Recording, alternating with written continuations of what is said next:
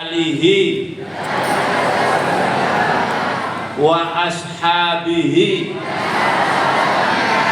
hudatil ummah. Nah, ya, hudatun itu mufrad apa jamak? Jamak, ya. Mufradnya apa? Hadi, jamaknya huda, bukan muannas itu ya, hudatil ummah. Asyhadu an la ilaha illallah wa asyhadu anna Muhammadar Rasulullah. Masya Allah kan, apa yang Allah kehendaki terjadi, ya. Masya Allah kan. Wa ma lam yasha lam yakun. Dan apa yang tidak dikehendaki Allah tidak akan terjadi. Wala haula wala quwata illa billahil aliyil azim.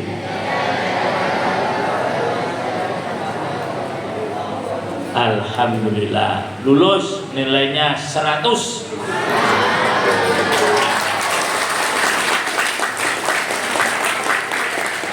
Jadi mantap saja, tepuk tangan kalau kita menyenangkan.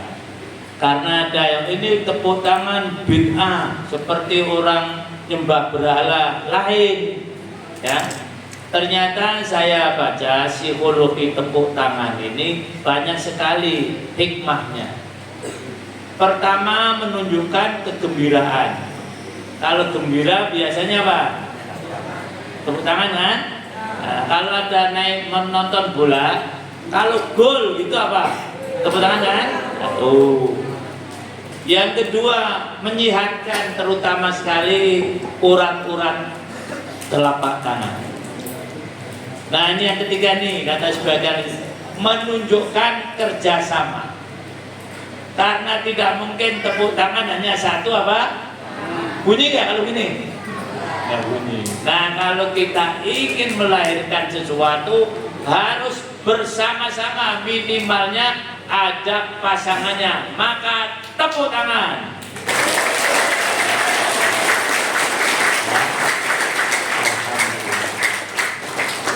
Fadilati Mudirul Subah Ma'had Al-Fatah Ustadz Arif Hizbullah wa Jami' Al-Asatid Al-Fudala wal-Fudlayat Jami'a At-Tulab At-Tulabat An-Nujabah Ustadz Deni Rahman yang menembangi kami. Ada satu lagi, Mas Mail, sini, ayo sini, amanat.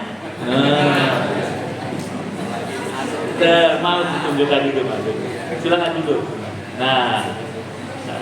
Nah ini lah alumni Al-Fatah Maus. Alhamdulillah alumni Al-Fatah ini ya sudah mulai menunjukkan kiprahnya. Alumni Al-Fatah Muhajirun Ustadz Puji.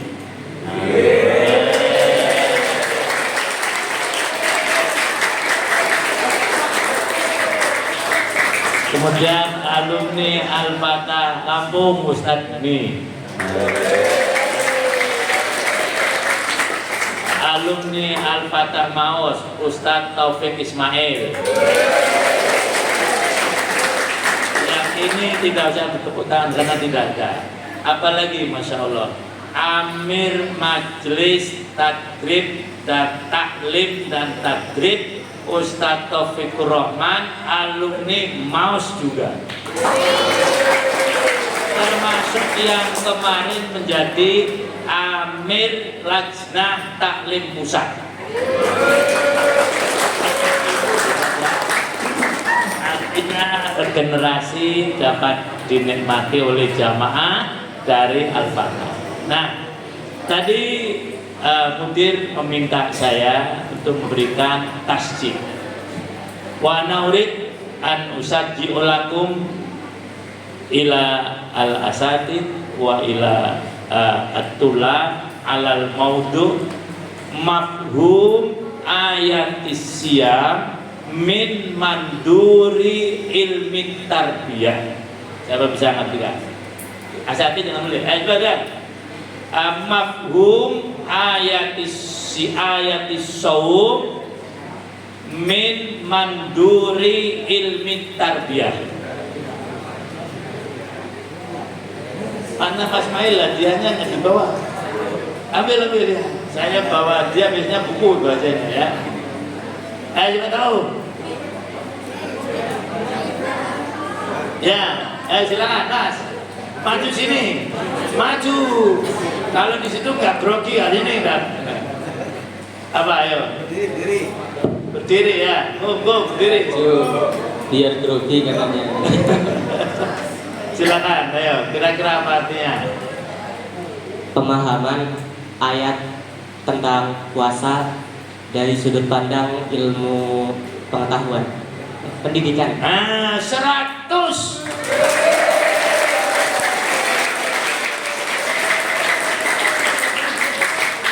1-0 untuk muslimin. Nanti muslimat ya. Anda cepat-cepat. Dan sampai muslimat nggak dapat nilai. Ini tasjid namanya, motivasi. Ya. Nah sudah ya. Jadi saya ingin mencoba. Ini bukan tafsir ya. Kalau tafsir kita takut nanti dalam tafsir ini. Tapi ini pemahaman saya. Memahami ayat tentang siam, tentang puasa. Di Quran ada 2 istilah. Pertama saum, 2 siam. Bagaimana yang kita telah banyak baca surah Al-Baqarah ayat 183. Bagaimana bunyinya? Baca bareng-bareng. A'udzu billahi minasy syaithanir rajim.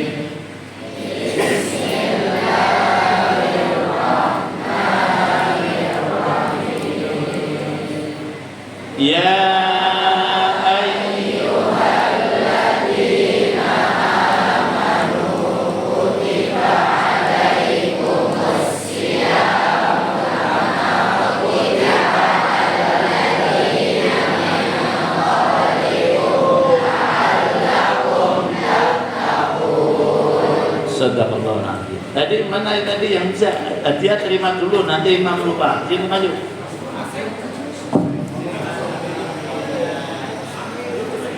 Ini walaupun judulnya kumpulan khutbah, tapi isinya insya Allah bisa untuk materi taklim selain khutbah ya. Sini Mas, siapa namanya? Siapa namanya? Arif. Nah. Terima Arif. Dipoto dulu.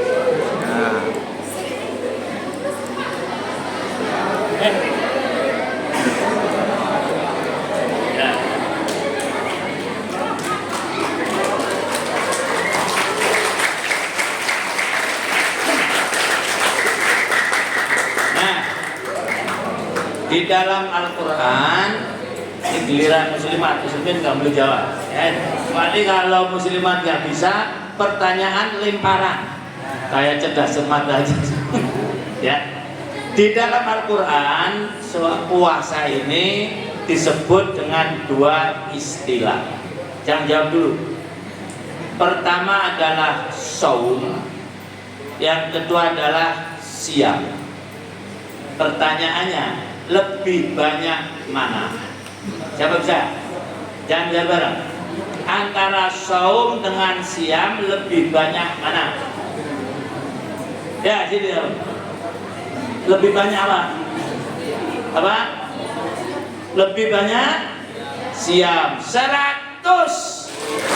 Ini kan. Ibu ada ibu. Ibu ada ya.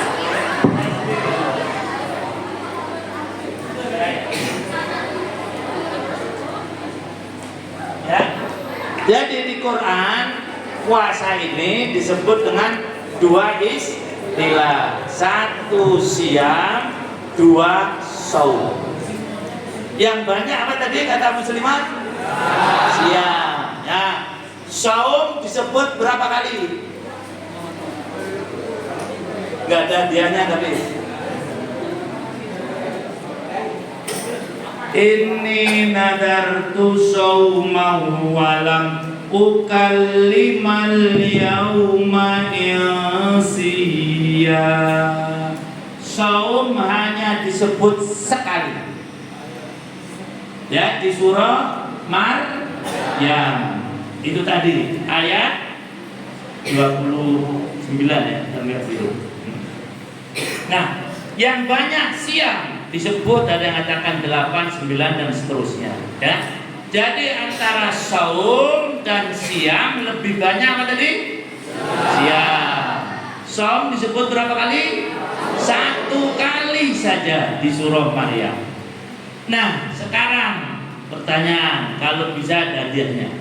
Apa bedanya siam dan saum? Ini sulit. Ini pertanyaan langitan. Muslimat boleh, muslimin boleh.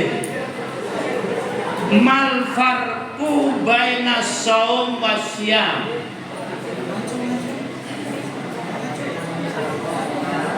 Nah, bisa? Kembalikan ke imam berarti ya. Nah, kalau siam mesti saum. Tapi kalau saum tidak mesti siam. Kalau saum itu menahan diri, menahan dari bicara, menahan diri pergi, menahan diri pindah, itu namanya saum. Tapi kalau siam adalah ibadah tertentu yang mempunyai syarat dan rukun tertentu, seperti Ramadan. Saum Ramadan apa siam Ramadan? Hah? Saum Ramadan apa siam Ramadan? Siam Ramadan, yang pas betulnya semacam itu. Dah, ya. Nih satu, ya. Selanjutnya itu kita anggap sebagai mukadimah. Sekarang kita masuk karena waktunya jangan lebih setengah jam ya. Nah, cepetan. Jangan saya mau silaturahmi Ustaz Hanif nanti ya. Nah, udah. Kalau belum nanti diterus sama mudir ya, belum selesai. Nah, udah. Nah, apakah ayat ini dapat diterapkan pada pendidikan? Suatu aktivitas disebut pendidikan apabila memiliki unsur pendidikan. Nah, anasirut tarbiyah, unsur pendidikan itu minimalnya 4. 1, subjek atau objek pendidikan. Yang kedua, alat pendidikan. Yang ketiga, milieu. Yang keempat, tujuan. Inilah unsur pendidikan. Siapa bisa jawab? 4 unsur tadi. Hadiah lagi Bu, tapi yang sudah jangan gantian. Ya, sini. Nah, makanya konsen ya. Nah, sebutkan. Baca boleh, nggak apa-apa ya. Nah, silakan. Bismillahirrahmanirrahim. Assalamualaikum warahmatullahi wabarakatuh.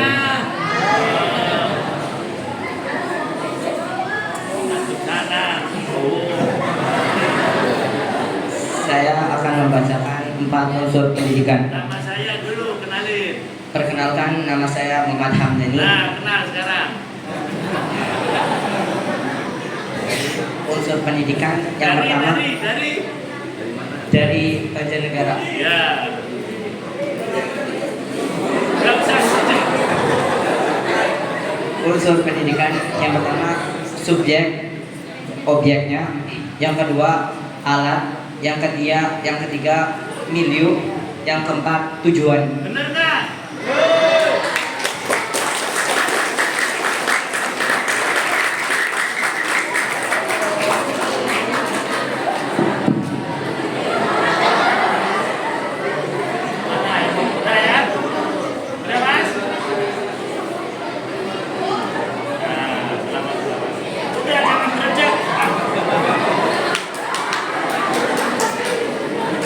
Terus. Jadi sekarang kita urai satu persatu. Apa itu subjek? Ada yang membedakan antara subjek dengan objek, tapi saya tidak setuju. Subjek pendidikan dan objek adalah guru. Jadi anak bukan objek. Anak adalah subjek. Kalau kalian jadikan objek payah, ya jadi murid ini subjek sekaligus memang objek. Guru pun begitu. Jadi setara. Takafu bainat tulab wal asatid. Karena dari sinilah pendidikan akan dapat berjalan. Guru saja bisa nggak kira-kira ada sekolahan? Guru tok ada nggak sekolahan? Nggak bisa. Murid saja ada nggak sekolahan? Nggak bisa.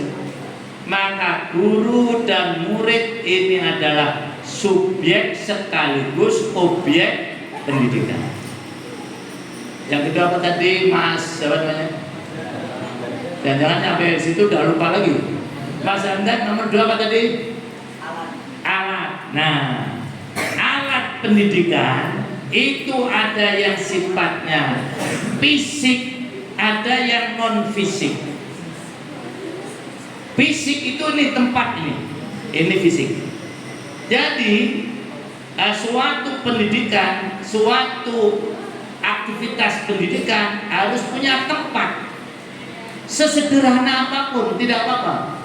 Seperti sofa, itu tempatnya di masjid. Bahkan ada yang di bawah pohon, yang penting ada tempatnya. Apalagi di tempatnya mewah. Itu alat. Yang kedua yang non fisik, aturan. Di sini kan ada aturan. Aturannya kalau merokok diapain? Nah, dijemur kan? Kalau kholwat diapain? Suruh baca tobat, baca surat tobat, begitu. Ada yang sampai dikeluarkan? Enggak, aturan yang sampai dikeluarkan. Tergantung ya. Sekarang, misalnya, mencuri, apa hukumannya? Nah, ada yang pernah begitu? Ya, nggak apa-apa, berarti punya pengalaman bagus. Tapi jangan diulang lagi, ya. Nah, itu. Lu nanti bisa jajan cerita untuk anak cucu. Cucu sini mbah dulu pernah nyuri.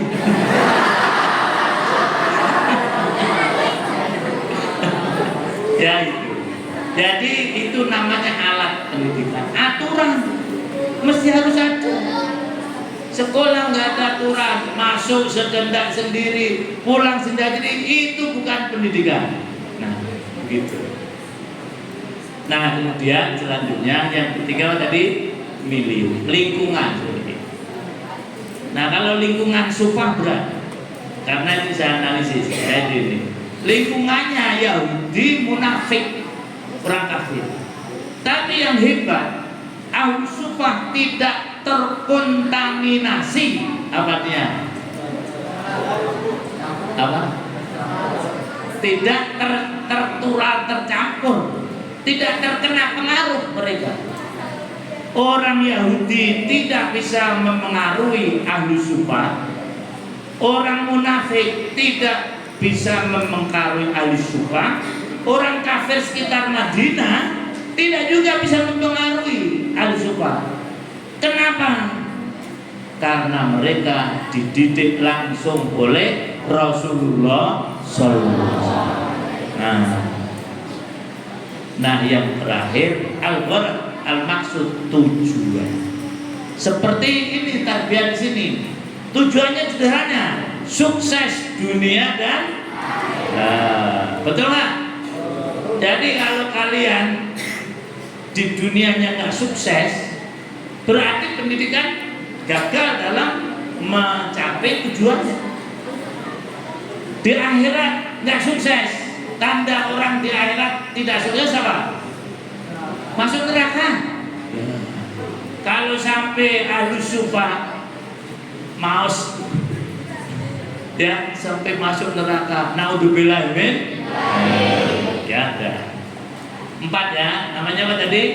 Unsur pendidikan. Nah, sekarang kita coba terapkan, walaupun tidak seluruhnya. Ayat tentang puasa di dalam Al-Quran, munada. Siapa yang tahu munada? Kita mesti ngerti. Munada, kan sudah belajar nahwu sorof kan? Munada itu apa? Hah? Apa muslimin munada? Ya, panggilan atau yang dipanggil. Itu ada kalanya menggunakan kul, ada kalanya tidak. Panggilan yang menggunakan kul, misalnya kul ya ayyuhal kafirun. Nah, kul ya ahlal kitab ta'alau ila akhir ayat. Tetapi puasa ini walaupun panggilan tidak menggunakan kul, langsung ya ayyuhalladzina amanu kutiba alaikumusiyam ila akhir ayat. Oleh para tafsir dicoba ditelisik, mal farqu baina munada, antara munada dengan kul dan tidak. Ternyata kalau munada panggilan tidak dengan kul untuk menunjukkan kedekatan antara yang memanggil dan yang dipanggil. Bidunil wasilah, tanpa wasilah. Beda dengan tadi surah Al-Kafirun. Kul, katakanlah wahai Muhammad sallallahu alaihi wasallam, ya ayyuhal kafirun, wahai orang kafir. Nah, melalui perantara Rasulullah ada ahli kitab. Kul ya ahlal kitab, katakan wahai ahli kitab. Tapi kalau puasanya tidak, langsung Allah tanpa perantara beliau, wahai orang-orang yang beriman. Nah, itu kurang lebih. Nah, sekarang hadiah nih, siapa bisa membedakan antara munada pakai kul dengan tidak? Boleh, silakan. Sini, nih Malaysia nih.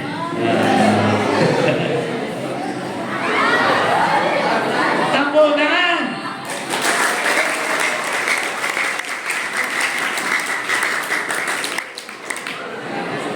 Jadi bedanya munada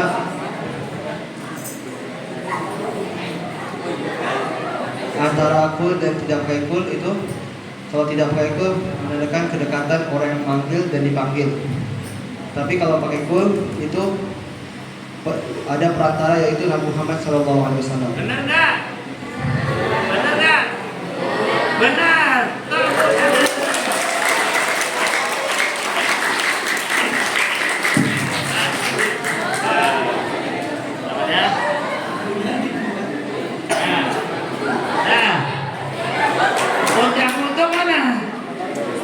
Sentimen ini. Nah, ya. Jadi ini mengajarkan kepada kita antara murid dan guru jangan jauh, ya.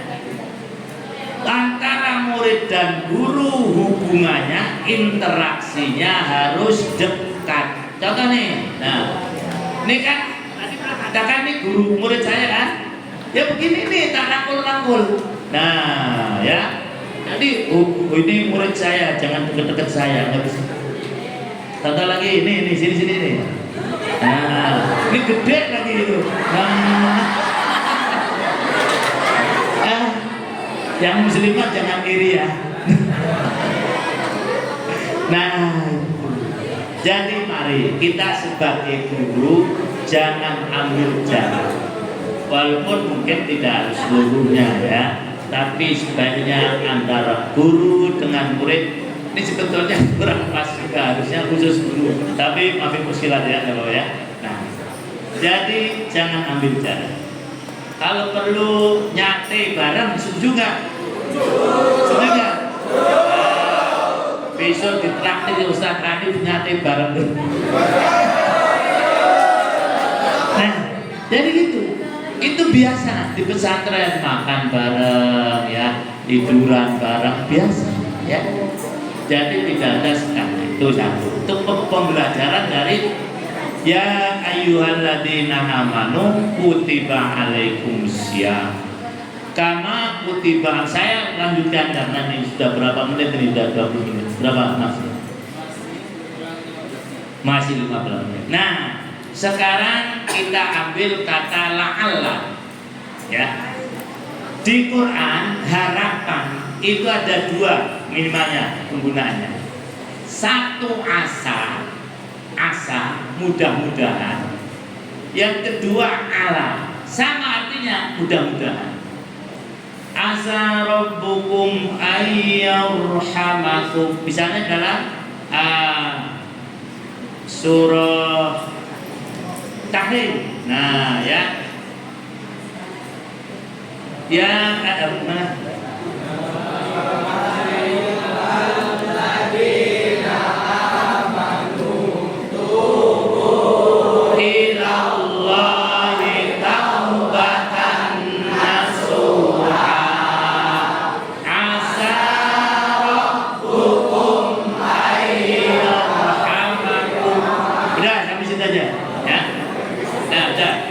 Jadi bedanya, nih perhatian, benar.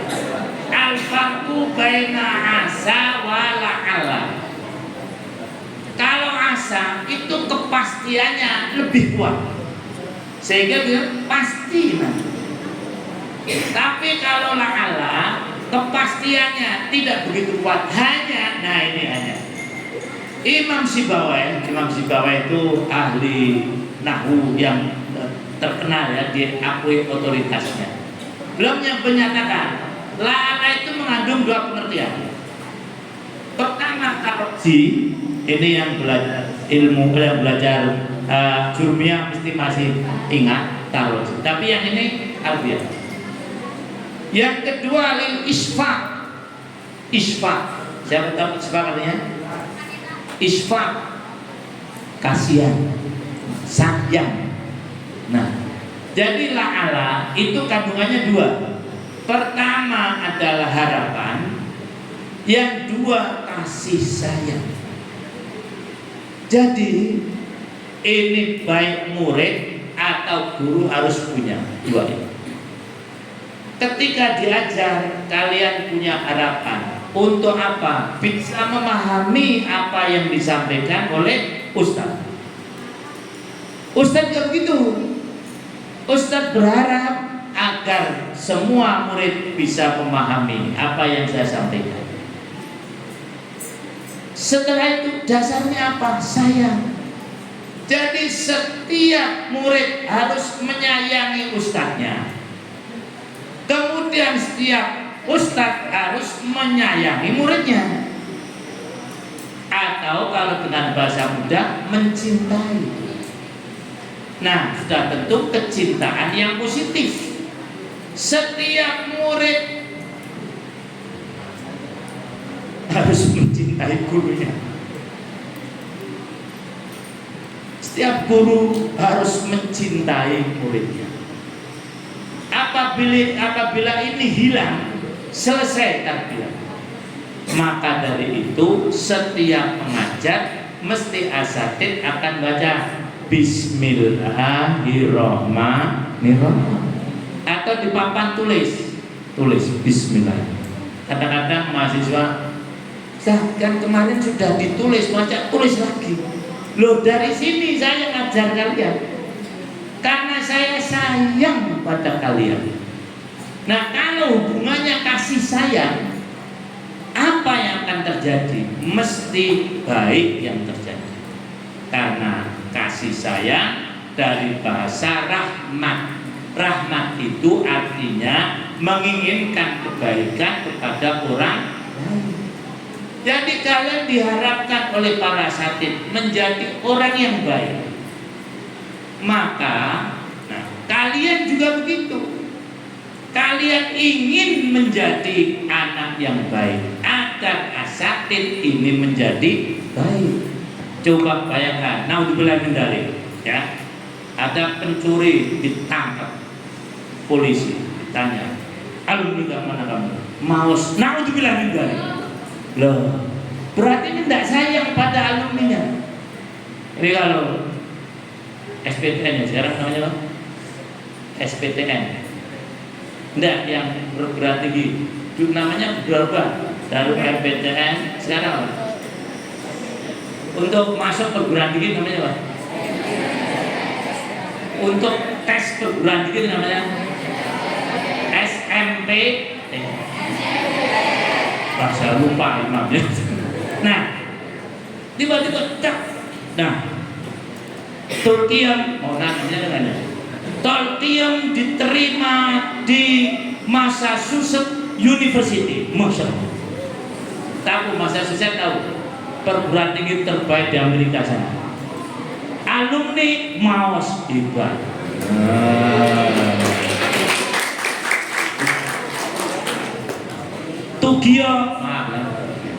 Tugio diterima di Madinah University 5 jurusan. Hebat.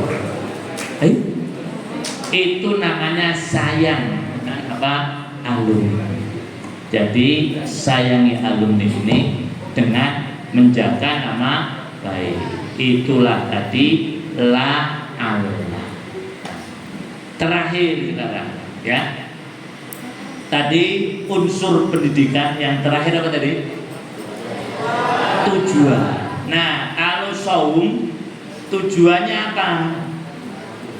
Ayo, saum tujuannya apa? La'allakum tattaqun. Nah, begitu. Nah, kita berpuasa tujuannya takwa. Takwa ini begitu dalam, begitu indah, begitu luas. Sampai hampir seluruh atau banyak sahabat yang mencoba menjelaskan pengertian takwa ini. Nah, saya hanya akan menjelaskan satu saja dari sahabat yang paling banyak ilmunya. Siapa kira-kira sahabat yang paling banyak ilmunya? Siapa? Sayyidina Ali, ya. Rasul bersabda, walaupun hadis sanadnya diperbincangkan, ana madinatul ilmi wa aliyun babuha. Apa artinya? Bisa dapat buku lagi.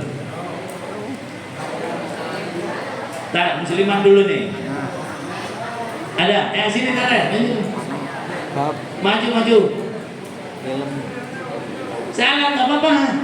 Nah, yang penting berani. Nah, tadi kan muslimin diam dulu ya. Ana madinatul ilmi wa aliyun babuha. Silakan. Ana madinatul ilmi wa aliyun. Bahwa Rasulullah SAW itu kotanya ilmu dan Sayyidina Ali adalah pintunya.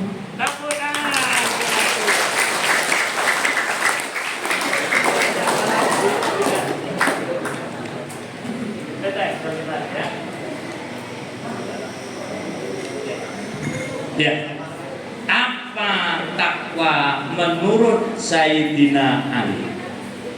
Ya, pertama al-khauf bil jalil. Yang kedua al-amal bit tanzil. Yang ketiga ar-ridho atau al-qanaah bil qalil. Yang keempat al-istidad bi yaumir rahil. Itu 4. Sahabat jangan ngerti kan? 4 tadi. Tak ulangi ya, tak ulangi. Nah, pertama adalah al-khauf bil jalil. Ada kalimat lain. Kemudian yang kedua adalah al-amal bit tanzili. Yang ketiga ar-ridho bil qalili. Nah, yang terakhir al-istidad liyaumir rahili. Saya bicara.